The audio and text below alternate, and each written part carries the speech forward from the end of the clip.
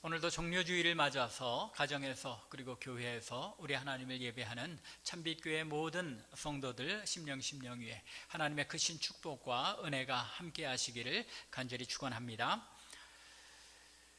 우리가 흔히 역지사지라는 말을 자주 합니다. 상대방의 입장이 되어서 그 사람의 마음에서 한번 생각해 봐라 하는 그런 말이죠. 그런데 가만히 생각해 보면 이 역지사지라는 말은 거의 불가능에 가까운 이야기인 것을 알 수 있습니다. 왜냐하면 어떤 사람이 다른 사람의 마음이나 입장 혹은 상황을 이해한다는 것은 본질적으로 인간의 그 본질적인 그런 존재의 모습 속에서 불가능하기 때문입니다. 인간은 어느 누구도 상대방이 처한 동일한 입장이나 상황에 처할 수도 없고 또 거의 동일한 입장이나 비슷한 상황에 처한다고 해도 그 상황에 대한 자신의 대응 방법이 동일할 수 없기 때문입니다. 그래서 똑같은 상황을 맞아도 비슷한 상황을 맞아도 각 사람마다 다르게 대응하기 때문에 결과는 전혀 달라지게 되는 것입니다. 왜 그런 일들이 있죠? 어떤 사람은 가면 꼭 웬만한 일도 말로 잘 이루어질 것 같은데도 투닥투닥 다투면서 종료가 되게 됩니다. 그런데 또 어떤 사람은 똑같은 사람을 가서 상대하는데 그 사람은 부드럽게 모든 일들을 잘 마무리하고 정리하기도 합니다. 왜냐하면 두 사람의 대응하는 방법, 또 비슷한 상황 속에서 대응하는 방식이 다르기 때문에 상황이 달라져 버리는 겁니다. 그렇기에 어느 누구도 상대방의 입장에서 동일한 마음과 상황을 느낀다는 것은 불가능한 것입니다. 그것이 사람들 간에 혹은 심지어 부부들 간에서도 오해가 생기는 이유가 되기도 하며 또 내 마음이나 내 생각을 상대방이 알아주지 않는다고 서운해하는 이유가 되기도 합니다. 어떤 나무꾼이 산에 나무를 하러 올라갔습니다. 그런데 조금 깊은 산골짜기로 들어갔다가 그만 호랑이와 맞부닥치게 되었습니다. 얼른 이 나무꾼이 살 길은 나무에 올라가는 길뿐이다 하고 나무 위로 급히 올라갔습니다. 하지만 아래서 으르렁거리면서 이 호랑이의 이 앞발이 얼마나 강하다고 합니까? 나무를 쳐대는 통에 나무에서 떨어지게 되었습니다. 그런데 다행인지 불행인지 호랑이 등 위에 떨어지고 맙니다. 이 나무꾼이 이제 이 살 길은 호랑이 등 위에서 떨어지지 않는 것뿐이다 하고 호랑이의 목을 두 손으로 꽉 끌어안고는 두 발로는 호랑이의 옆구리를 꽉 조여서 떨어지지 않으려고 몸부림을 칩니다. 반면에 호랑이는 어떻겠습니까? 자신의 등 위에 사람이 떨어졌으니 어떻게든 떼어내려고 이리 뛰고 저리 뛰면서 온 산을 뛰어다니다가 그만 산 아래까지 이제 뛰어내려가게 되었습니다. 그러자 그곳에 한 농부가 밭을 메고 있었습니다. 밭을 메던 농부가 보니까 어떤 사람이 호랑이 등에 올라타서 달리고 있는 겁니다. 이 모습을 보고는 농부가 한숨을 쉬며 신세타령을 합니다. 나는 평생 땀 흘려 일해도 사는 게 이 꼴인데 어떤 놈은 팔자가 좋아서 호랑이 등에 올라타서 세상을 유람하는구나 하고 이야기를 합니다. 누구는 목숨을 걸고 사투를 벌이고 있는데 옆에서 보기에는 팔자 좋은 사람처럼 보이는 것입니다. 그래서 사람들이 흔히 남의 연병보다 남의 연병이 내 곱불만 못하다라고 말하기도 하는 것입니다. 남의 상황은 아무리 심각해도 내 가벼운 이 감기만도 못하게 생각된다는 것입니다. 이것이 사람의 생각이고 사람의 마음입니다. 남의 상황과 사정을 가장 가까운 사람조차도 알아주지 않습니다. 부모와 자녀, 형제자매, 심지어 부부간에조차도 내 마음을 충분히 이해하고 배려해 주지 못합니다. 그리고 자기중심적으로 생각합니다. 이것이 인간의 모습입니다. 그런데 이러한 상황이 우리가 성경을 읽을 때에도 마찬가지라는 것입니다. 성경을 읽을 때 대부분의 사람들은 다 자기의 마음에서, 자기의 마음의 눈으로 이 성경을 읽습니다. 그렇게 읽어서는 그 읽는 성경을 통해서 뭐만 보게 됩니까? 자기만을 바라보게 되는 것입니다. 성경을 올바로 읽으려면 내 마음을 가지고, 내 생각을 가지고 성경을 읽는 것이 아니라 성경의 저자가 또는 이야기의 중심 인물이 어떤 생각이나 상황을 전달하기를 원했는가, 상대방의 입장에서 생각하려고 애써야 하는 것입니다. 똑같은 상대방의 입장으로 생각하고 또 읽는다는 것은 불가능하죠. 그러나 원래 이 기록을 남겼던 사람이 어떤 마음으로 이 글을 우리에게 무엇을 전달하려고 했는가를 생각하며 읽을 때에 그 참된 내용을 보다 정확하게 읽어낼 수 있게 되는 것입니다. 오늘의 본문을 읽을 때에도 마찬가지입니다. 종려주일에 있었던 예수님의 예루살렘 입성을 흔히 승리의 입성이라고 부르죠. 그런데 이 명칭은 어떤 의미에서는 전체 하나님의 구속사라는 관점에서 볼 때에는 어느 정도 맞는 이야기이기도 합니다. 그런데 사실 이 현장에서 지금 이 승리의 입성을 하고 있는 예수님의 마음과 예수님의 입장에서 보자면 승리의 입성이라는 이 단어가 과연 적합한 명칭인가 우리는 생각해 볼 필요가 있는 것입니다. 그러므로 오늘은 이 마태복음 21장 1절부터 11절에 나타난 이 종려주일의 이 본문 내용을 깊이 분석하기보다는 이 상황 속에 있는 예수님의 마음이, 그리고 예수님의 상황이 어떤 것이었는지를 조금 생각해 보는 가운데 은혜를 나누기를 원합니다. 저는 종려주일을 맞아서 이 종려주일 성경 구절이 복음서에만 이렇게 나타나 있죠. 물론 이 종려주일에 예수님이 입성하시는 모습을 스가랴서에서 또는 시편에서 예언적으로 보여주고 있기도 하지만 종려주일에 직접적인 관련이 있는 구절들은 복음서에서만 나타납니다. 그런데 이 복음서의 종려주일의 구절을 읽을 때마다 저는 벳세메스를 향해 올라가는 암소의 이야기가 생각납니다. 벳세메스의 암소, 무슨 이야기죠? 그 법궤를 옮겨가는 이야기죠. 엘리 제사장 시대에 블레셋 군대에게 법궤를 빼앗겼습니다. 그런데 블레셋 사람들이 그 법궤를 가져다가 놓는 도시마다, 어떤 도시들이었죠? 아스돗, 가드, 에글론, 이런 도시들로 이 법궤를 가져다 놓을 때마다 아스돗에서는 다곤 신전이 그 신상이 무너지면서 팔과 다리가 부러지고 목도 떨어져 나가고 몸통만 법궤 앞에 엎드려 있는 모습으로 나타나고, 또 그것만이 아니라 가는 도시마다 재앙이 닥치고는 하였습니다. 그러자 블레셋 방백들이 이 법궤로 인해서 여호와 하나님으로 말미암아서 이런 재앙이 일어나는 것인지 아니면 우연히 일어난 것인지를 알아보기를 원했습니다. 그래서 어떻게 합니까? 이 법궤를 블레셋과 이 이스라엘의 경계에 있는 벳세메스라는 고을로 올려보내는데, 어떻게 올려보냅니까? 수레에 실어서 그 수레를 갓 송아지를 낳은 암소로 하여금 끌고 올라가게 합니다. 과연 이 어미소들이 새끼들이 있는 그 송아지가 있는 곳으로 가는지 아니면 벳세메스로 올라가는지 살펴봄으로써 과연 이것이 하나님의 뜻인지 여호와 하나님으로부터 온 일인지 아닌지를 분별해 보겠다는 것입니다. 그런데 그 암소들이 어떻게 합니까? 기록된 사무엘상 6장 말씀에 의하면 이 암소들이 울며 눈물을 뚝뚝 흘리며, 성경에는 눈물을 흘렸다는 기록은 없지만 소들도 눈물을 흘린다고 그러죠.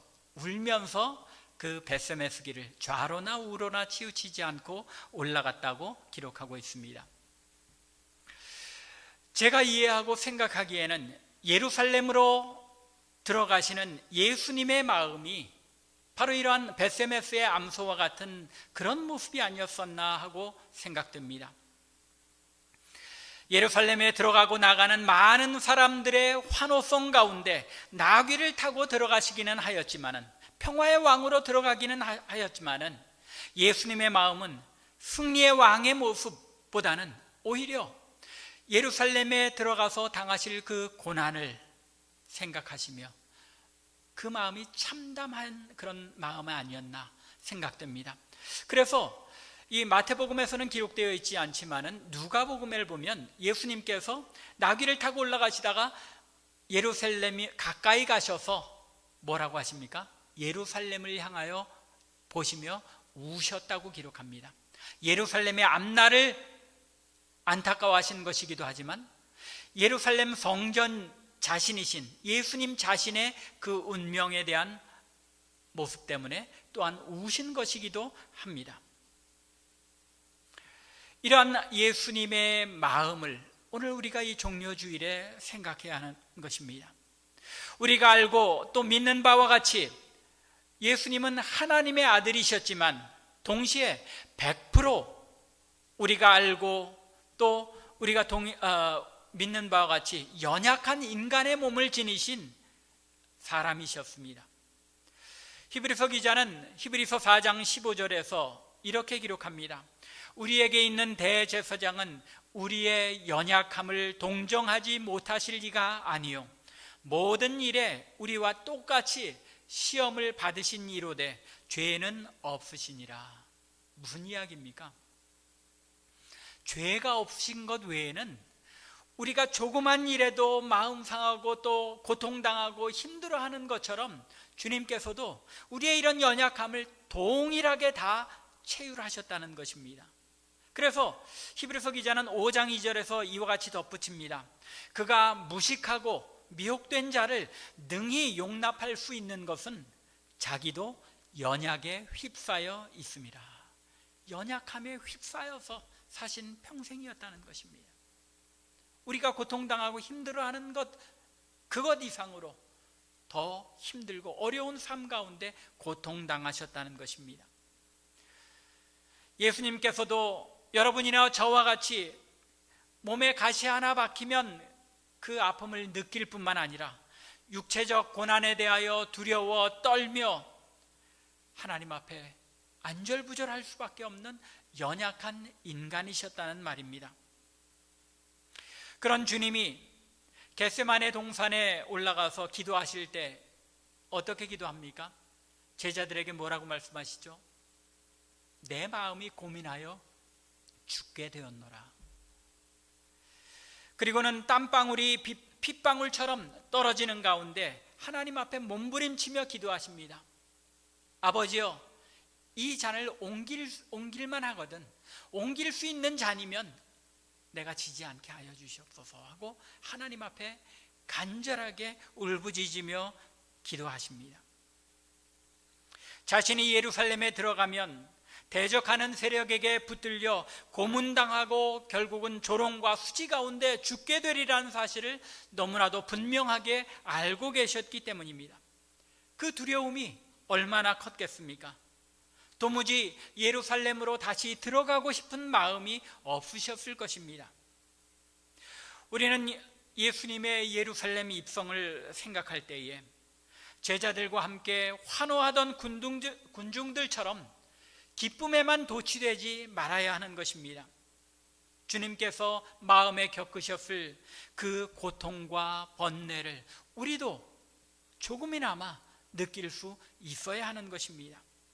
왜냐하면 그 두려움과 고통에 떨며 고뇌하시는 주님을 이해할 때에 우리는 비로소 주님의 고난과 죽으심의 참된 의미를 정확히 깨닫게 되며 또 그 고통과 번민을 극복하시는 주님의 모습으로부터 우리가 성도로 이 세상을 살아가야 할 길을 배워나갈 수 있기 때문입니다. 주님의 예루살렘 입성, 그것은 고뇌의 입성이었습니다.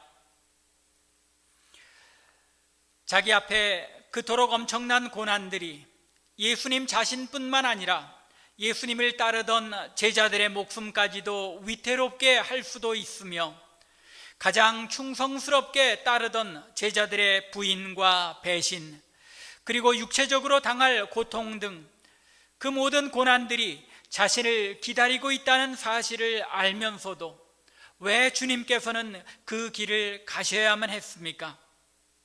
무엇이 주님으로 하여금 그 모든 고통과 번뇌 속에도 그 길을 가시게 한 것입니까?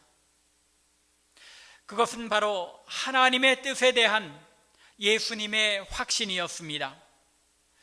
주님께서는 자신이 그 길을 끝까지 갈 수 있으며 그 모든 고통과 번민 속에서도 그 고난을 극복해낼 수 있으리라는 분명한 확신이 있었습니다.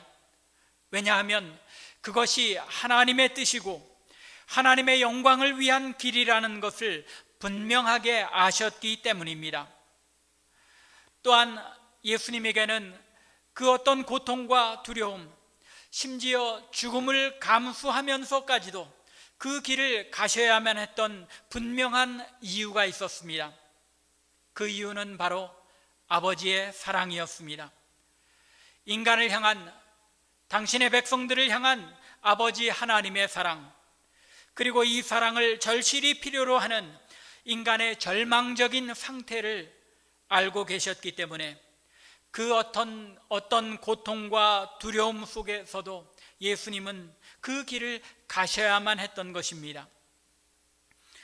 이 고통이 두려워서 그 길을 피하고 예루살렘에 들어가지 않는다면 그것은 곧 예수님 자신이 알고 계신 하나님을 부인하는 행위이며 하나님을 대적하는 세력들로부터 상처받고 고난당하는 하나님의 백성을 위한 하나님의 계획과 사랑을 무너뜨리는 일이라는 것을 누구보다 잘 알고 계셨기 때문에 예수님으로서는 그 길은 어떤 희생을 치르고서라도 가야 하는 길이었습니다.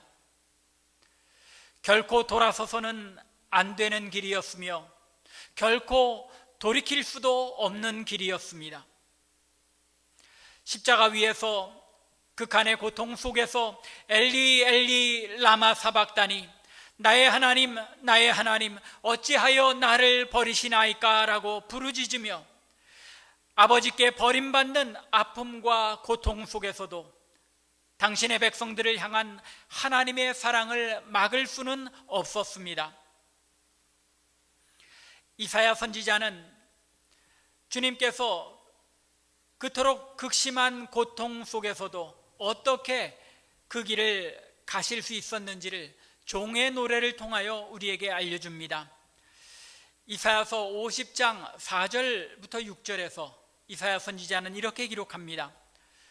주 여호와께서 학자들의 혀를 내게 주사 나로 곤고한 자를 말로 어떻게 도와줄 줄을 알게 하시고 아침마다 깨우치시되 나의 귀를 깨우치사 학자들 같이 알아듣게 하시도다.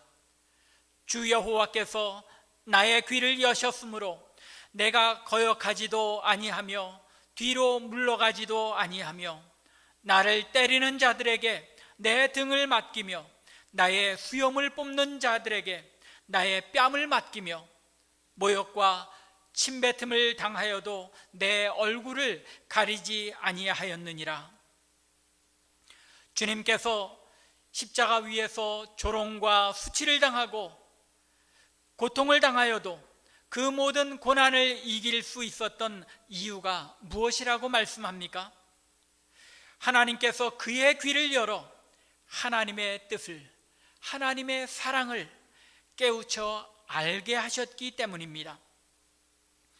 주님께서는 하나님께서 자신을 이 세상에 보내실 때 가지고 계셨던 그 뜻을 깨달아 알았으며 그 깨달음이 너무나도 소중하고 귀해서 그 어떤 고난과 수치에도 굴할 수 없었던 것입니다.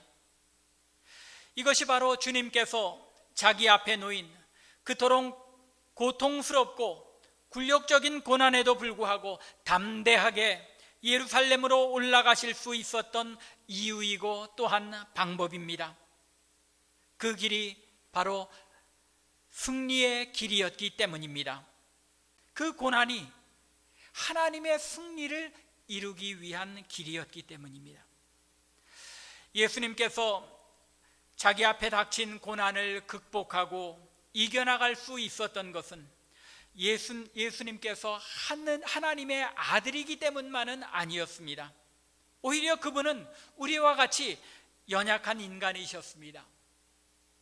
그럼에도 불구하고 자기 앞에 닥친 그 고통과 두려움을 극복하며 그 길을 갈 수 있었던 것은 자기를 대적하는 그 모든 세력들을 이기게 하시는 하나님의 도우심을 확신하였기 때문이었습니다. 하나님의 도우심, 자기 백성을 향한 하나님의 사랑과 계획을 이루시고자 하는 하나님의 뜻과 의지가 대적들이 위협하는 그 어떤 고통과 고난보다도 훨씬 더 크고 강하다는 사실을 분명하게 확신하였기 때문입니다. 오늘은 종려주일입니다. 주님께서 예루살렘의 수많은 군중의 환호와 찬양 속에서 나귀를 타고 평화의 왕으로 승리에 입성을 하신 것을 기념하는 날입니다. 부활의 승리를 쟁취하여 마귀의 권세를 깨뜨리고 새로운 생명의 승리를 우리에게 주시기 위해 예루살렘에 올라가신 날을 마음의 감사함으로 되새기는 주일입니다. 그러나 우리는 주님께서 올라가신 이 길이 단순히 기쁨과 환호와 영광만으로 가득 찬 길은 아니었다는 점을 분명하게 기억해야 합니다. 주님께서는 감당할 수 없는 고뇌와 고통에 대한 두려움 속에 그 길을 올라가셨기 때문입니다.